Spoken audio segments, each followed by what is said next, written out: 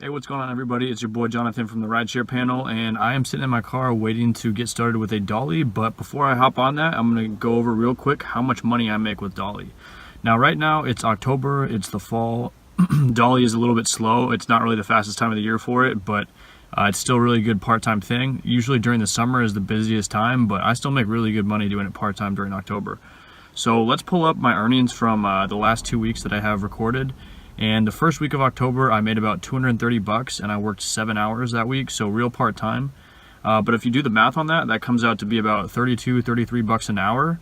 And the week after that, I actually made a little bit more money than that. I made 260 bucks, and I worked about 8 hours.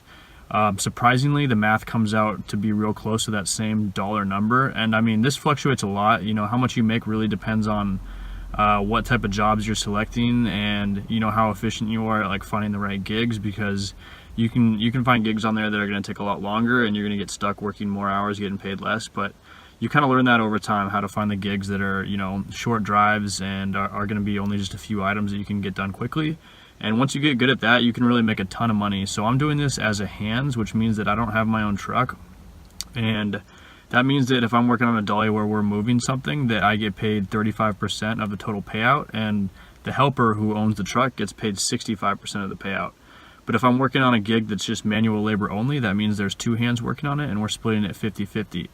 So it's definitely advantageous to have a truck, because you know you have your asset that you're bringing to the table, and it's, you know, it's really valuable to have that asset. So you're getting paid more. But as a hands, you can still make a lot of money, and especially if you're picking a lot of the hands-only jobs where you're just moving stuff, you know, within an apartment or a building or a house, you're making 50-50 there.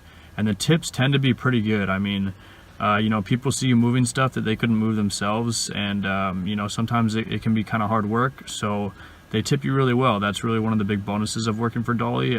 Tips are definitely better than driving for like Lyft or Uber or something. So I hope that helped. You know, if you guys are interested in signing up for Dolly, you can use my referral code. That means when you go online to sign up for Dolly, enter referred by Jonathan Whitney as my name. You'll get 50 bucks after you complete 5 dollies, and I'll also make 50 bucks. You know, it helps me out, it helps the channel keep going, and yeah, it helps you make some money after you start working with Dolly.